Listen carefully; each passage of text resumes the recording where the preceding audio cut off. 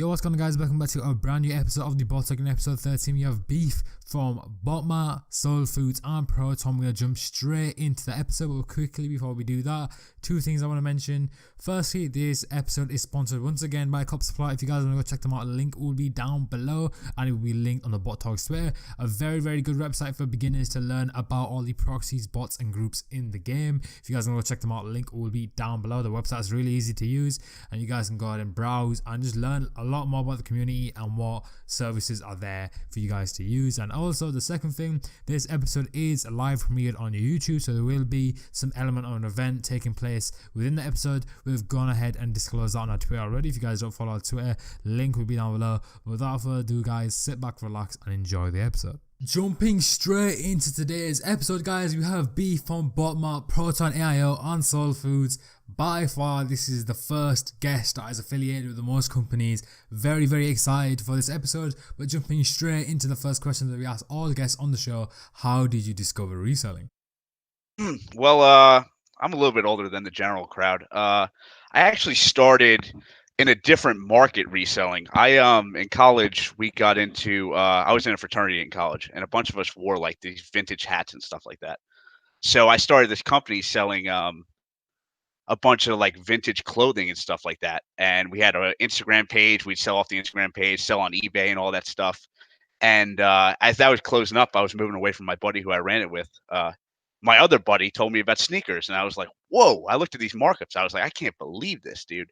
So as I was moving to my new house down, I live in South Carolina, and I was like, I need to make some money on the side come going to law school. And I just got into sneakers one day, and I kind of just never stopped. And it's been a couple years now. It's crazy. So that is pretty nice to hear. That is an opportunity that just came out your first step and it managed to help you in your personal life. And obviously that is a very positive thing. So I'm very glad that worked out for you. But moving on to the next question. Why did you decide to continue down the path of reselling? Yeah, like I said, going off that first answer, as I was going into law school, law school is not cheap. And I was paying a lot of rent where we moved. We moved to a pretty high-end area to go to school. So I decided I really needed to kind of make some money on the side. I'd been living off my parents for God knows how long, 22 years, and I kind of wanted to make my own path. And, a couple shoes started paying off my rent. It was crazy. I couldn't even believe what was happening. When I started, it was a lot easier, obviously, to hit a bunch of pairs. And so I just kind of kept going and pretty much started going into these businesses and kind of ended up where I am now. Like I said, totally blessed to get where I am. It's amazing what happened. Well, that is an amazing thing to hear. It's very nice that reselling did allow you to create these opportunities for you and to essentially pursue your career path, which from what I heard is going very well. Something about becoming an attorney in a couple of months. So that is very nice to hear. And it kind of segues really nicely into the next question. When you did start reselling at the beginning for everyone is kind of in a unique way. No one really goes straight to bots. Some people do. What was your path like from becoming a manual user to moving to a bot user? I'll tell you what. So I guess it was around. It had to be about 2.5 years ago, I would say. There was a shoe on Foot Locker. It was the foam. It was a foam like the Galaxy, the Big Bangs. That's what it was. So I'm sitting at my buddy's house. I literally just learned about sneakers. I'm sitting there, and these Big Bangs are about to release, and it was at night for some reason. I don't remember why. And I'm sitting there like tapping add to cart on Foot Locker over and over again. I'm like, what the hell is going on, man? I can't add this shoe to cart. I finally get to the cart. Naturally, I can't get my payment to process. And the next day I literally woke up and I was like, you know what? I'm never doing that again. And I literally I did a bunch of research, went on Reddit, back when that was actually reliable, read on Twitter, and Cyber AIO was the kind of what I stumbled upon. Everyone said that Cyber was a great bot. It was up and coming.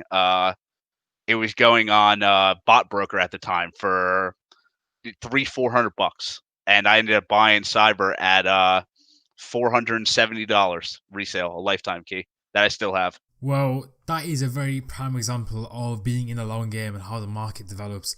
And that story is pretty interesting, like just to see how obviously Cyber developed, how Yarn developed, and also how some things have somewhat became redundant over time. Like from talking to people that have been in this game for quite a long time, they have mentioned how Reddit was one of those research topics for a sneaker bot reselling and reselling in general. But if you go on these days, it's not like Reddit is a main source of news or reliability these days. So it's nice to see that whole market kind of grow. Some things become redundant and more things become reliable. So people coming into this market, it's just way more easier for them to understand what's going on and go ahead and get these bots and maximize their success. Now, that is a very interesting story. You went ahead and got your bot. You did what usual people do. You fit into the community. You essentially go for these drops and make your money. Now, what inspires you to go ahead and create a marketplace to buy, sell, and trade bots and services? So obviously, I bought Cyber, started reselling a little bit, started hitting some pairs here and there. And around March, I would say, I started to notice that bots were kind of starting to sell a little bit. So I was kind of, around these different like Discords. I mean, there's a bunch of them. I can't even name any of them anymore. Cart Kings was one of them off the top of my head.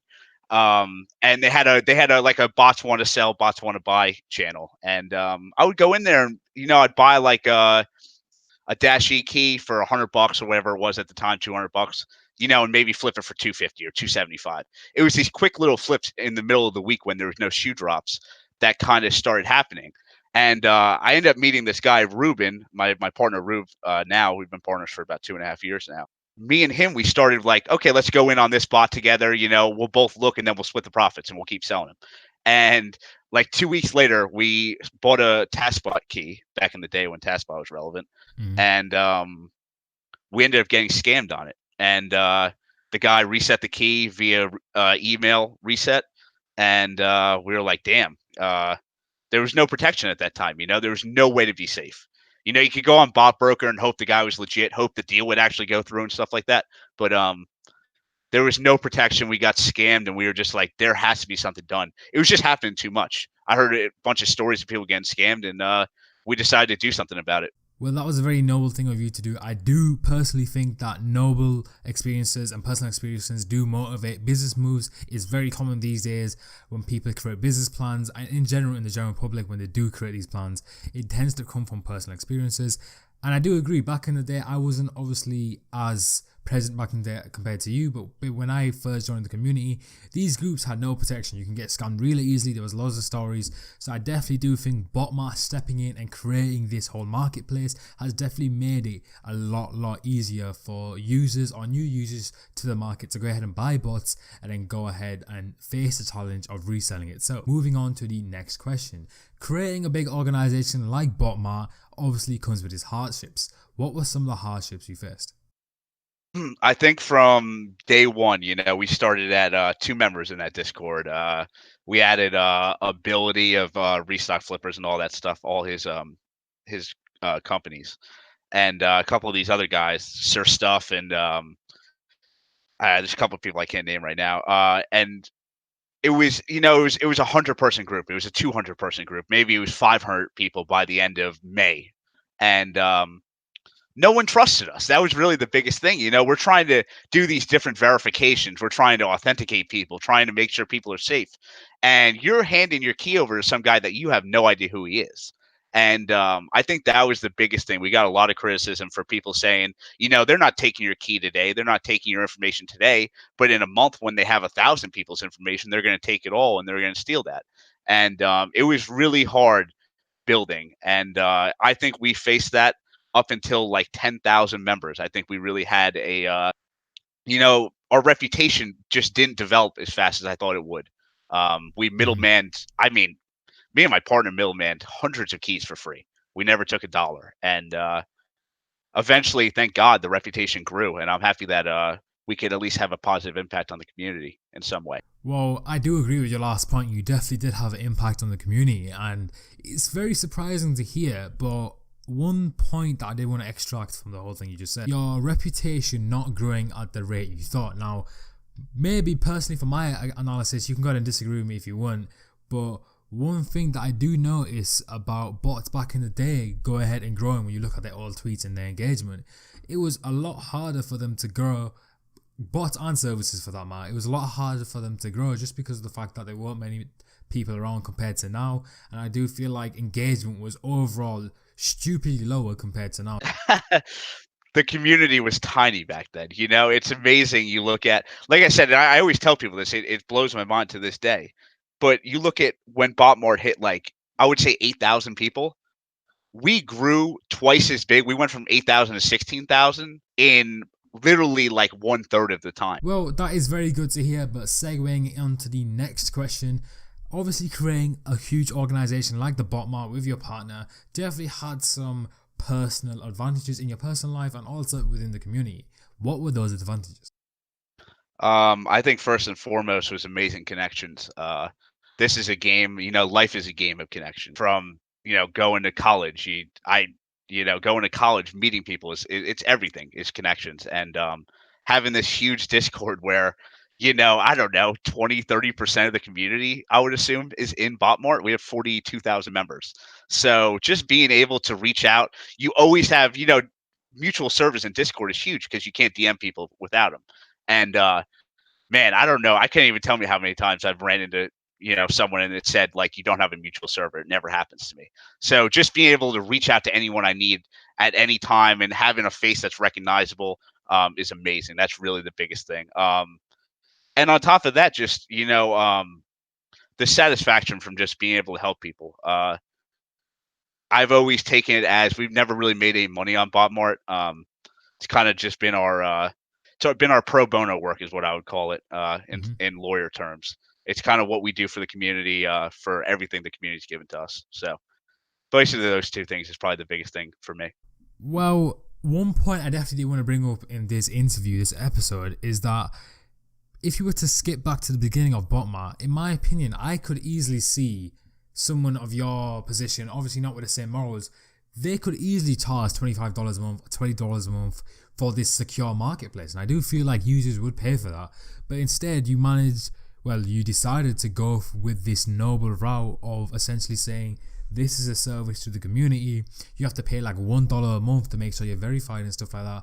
But it's such a tiny fee compared to the hours of work your team puts in to verifying these purchases and making sure that everyone has a secure place to buy, sell, and trade bots, which is amazing. And I definitely want to commend you on that. And I definitely do think the whole community collectively can thank you for creating this whole marketplace for people to go ahead and buy bots really, really easily through the whole growth of the community from start to where we are now. But segueing into the next question, what were some of the disadvantages of creating a Botmart? Obviously, with the advantages, there are some negative effects. So what were those? I would say definitely beginning a lot of time. That was truly like the biggest thing. It was, I was going to law school. I was a new law student. Our first year of law school was really brutal. And, I'm spending a lot of time sitting there checking keys and trying to learn how to check new keys and new bots. Additional to that, there was, I kind of touched on it before, but a lot of animosity. It was I don't know what it was, but it just, you always have that. This whole community has always had that overarching fear of, people scamming.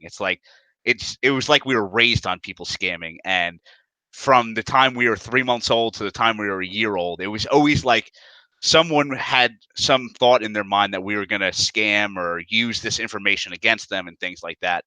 And really, those two things really got to me. It's bothersome at times. We put a lot of time in on our own with really no gain on the back end, and to have people kind of always looking at us odd was very bothersome. And I'm glad we got past that point now. Yeah, I think that initial point for people to go ahead and trust you was obviously a challenge, and in some respect I can understand the consumer's point of view, just because of these groups that do pop up and do steal information. Unfortunately, it is one of those elements where you need to develop a trust, and I definitely do think Botmart being one of the biggest, if not the biggest and most dominant marketplace in the community, I definitely do think that trust has maintained. If you ever just mention buying a bot or selling a bot, one of the first marketplaces that comes to mind is literally Botmart. So I feel like it's created that conversation, and people go ahead and trust the brand a lot more compared to the beginning. But moving on to the next question. Botmart being a marketplace on Discord, that's fine. Everyone goes ahead and buys and sells their bots. What was the motivating factors behind creating a website for people to do this? On the turn of the year, so around 2018 going into 2019, we kind of started to see this trend of a lot more websites being integrated and key transfers and things like that.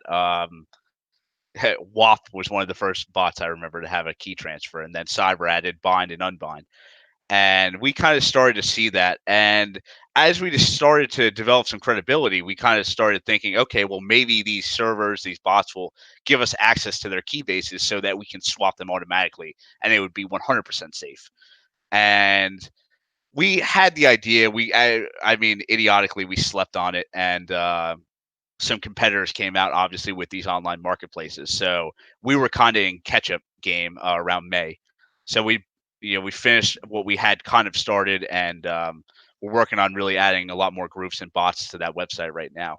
We're working on revamping it as well.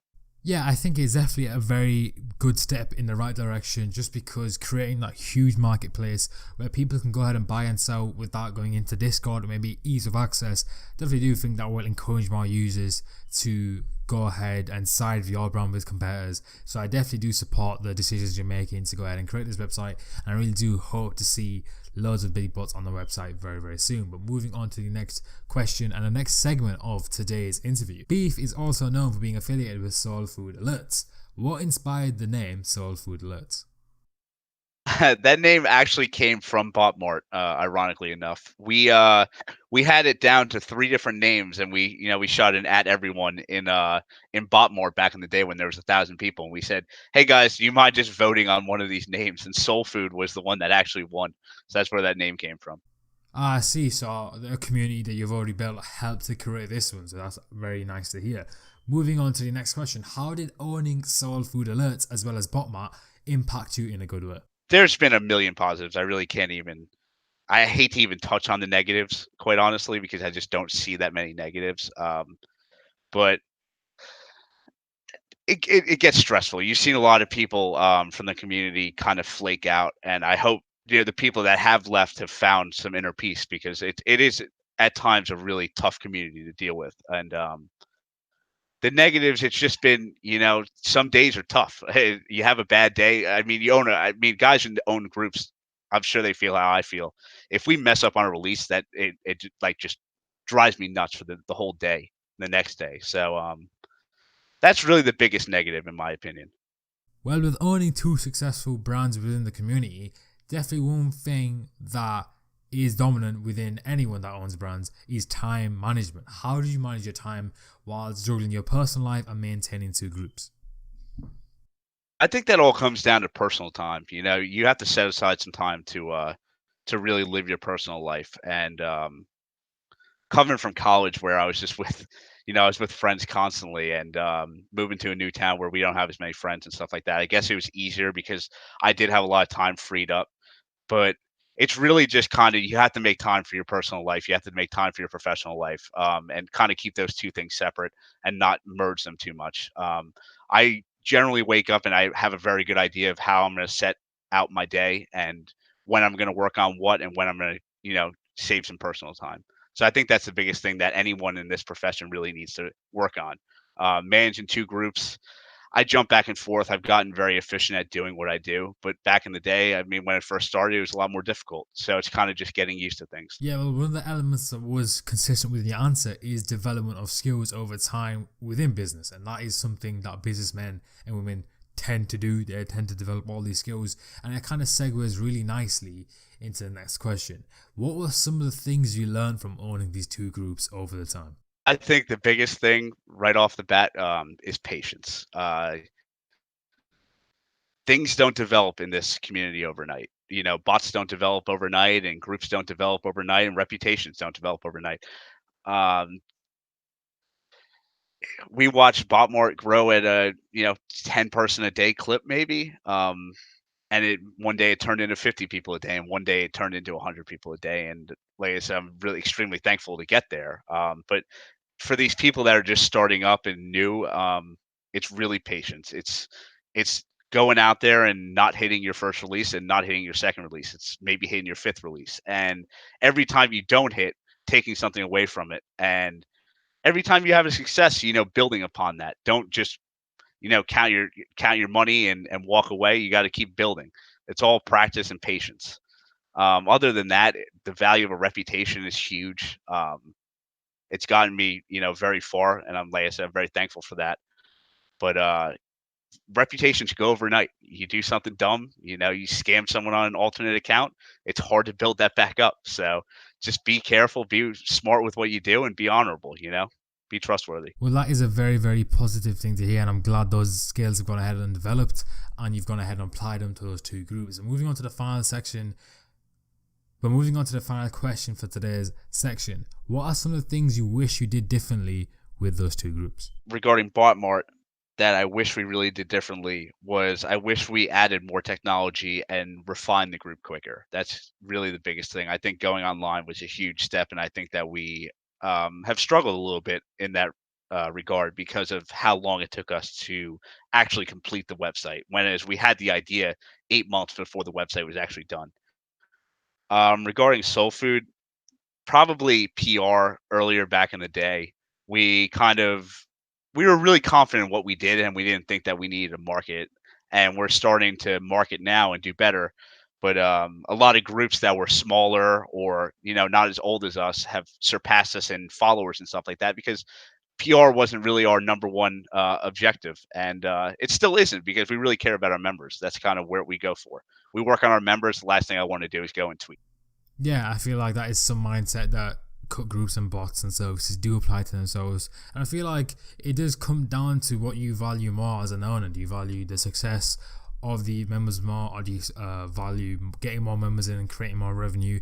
I guess it's one of those things where it's opinionated. At the end of the day, if you're justifying it with valid reasons, then it's good to go ahead and continue what you're doing. But moving on to the second to last section of today's episode.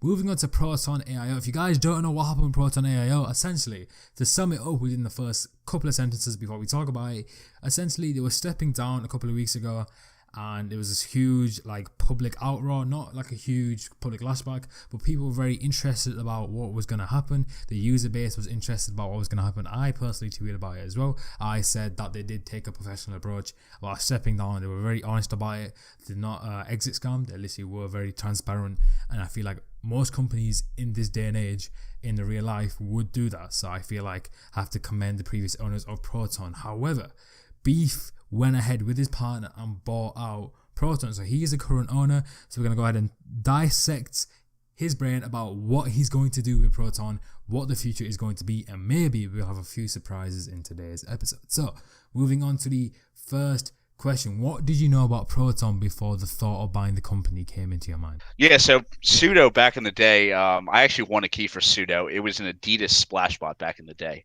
Eventually, the owner, Owen, turned it into a Shopify bot, and it worked a little bit on Yeezy Supply and larger stock sites. And then when Bot Wars came out, it for some reason destroyed Bot Wars sites. It was actually a very quick bot, and so I kind of knew about it. I knew it destroyed Bot Wars sites, and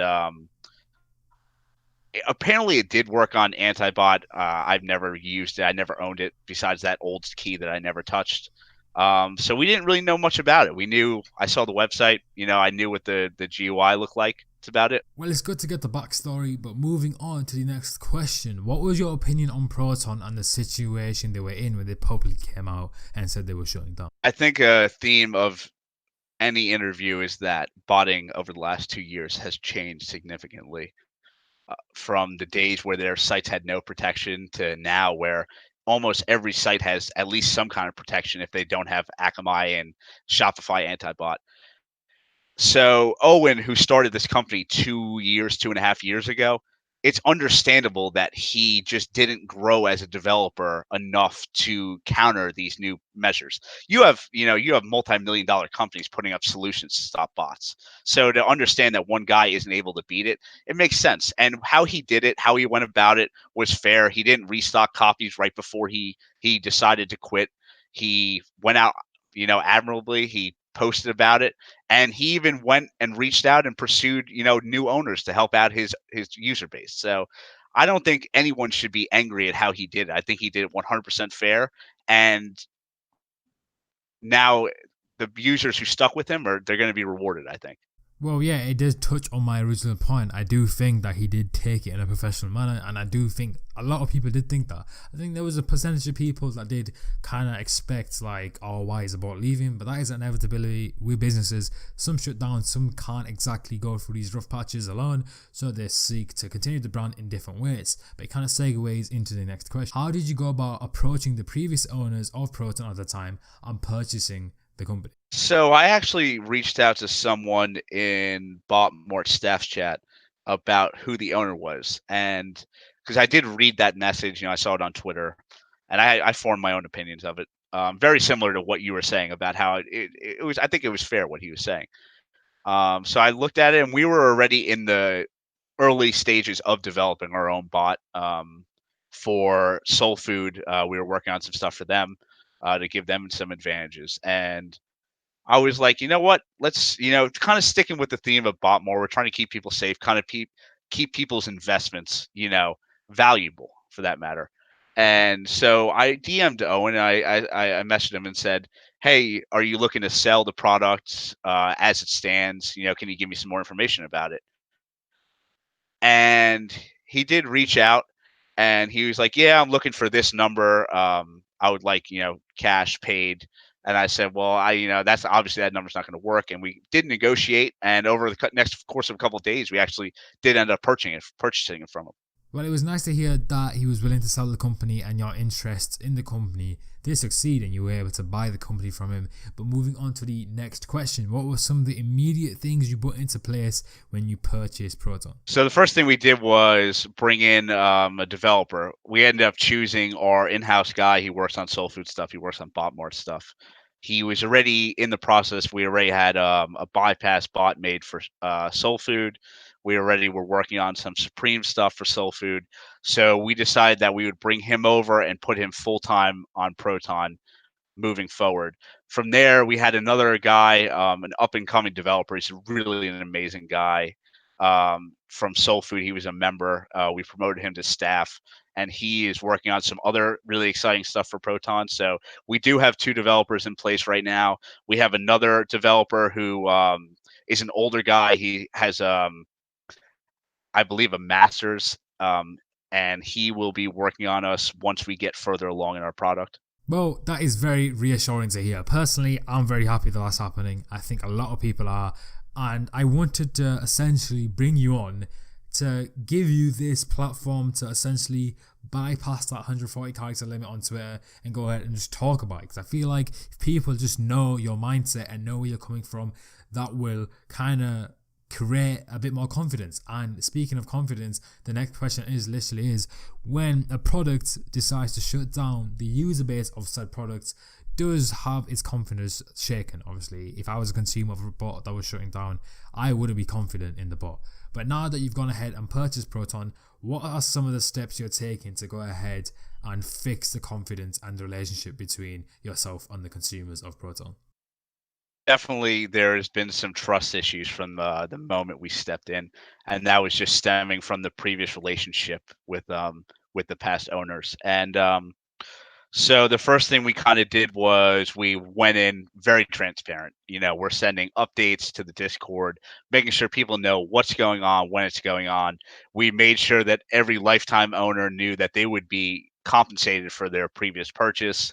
Renewal people will have an opportunity to use the new bot, V2 of Proton. It won't be named Proton anymore, but they'll be able to use that new product for an allotted amount of time to make sure that they know what they're getting into, and then they'll have the option to either renew or hold on to their renewal keys and not renew. So we really tried to reach out, be very transparent where we are in the development process. Our developers are working overtime, 8 hours a day, grinding, grinding, grinding. We have a completely new GUI updates to our users. So we're really doing everything we can to make sure that they know exactly where we are in this process. And we're really excited. The product looks amazing. It really does. Well, I am personally very excited to see the release of Proton. I'm very excited to see the public's reaction. And personally, I just want to see that faith restored and the brand become something that is repeatable and people go ahead and invest their time, money, and essentially focus on. Moving on to the final question. What can users of Proton expect in the future?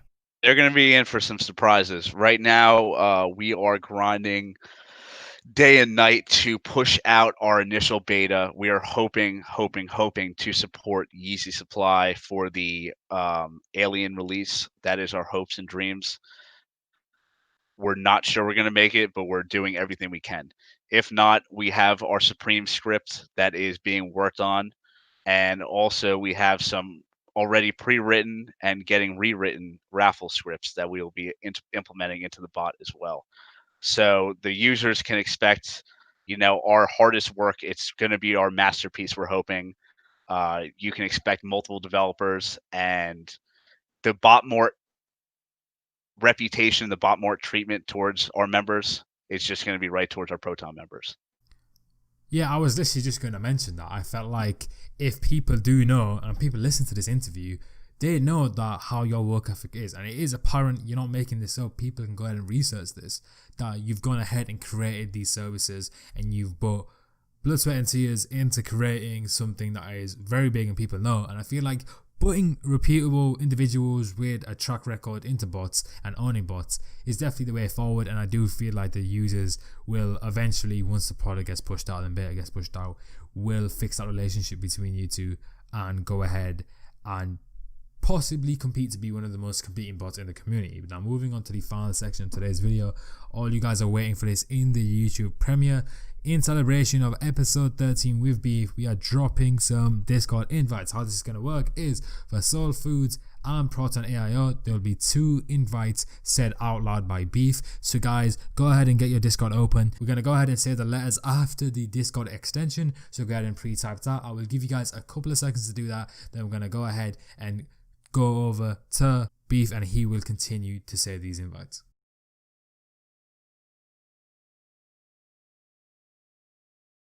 All right, so this is the invite for Soul Food.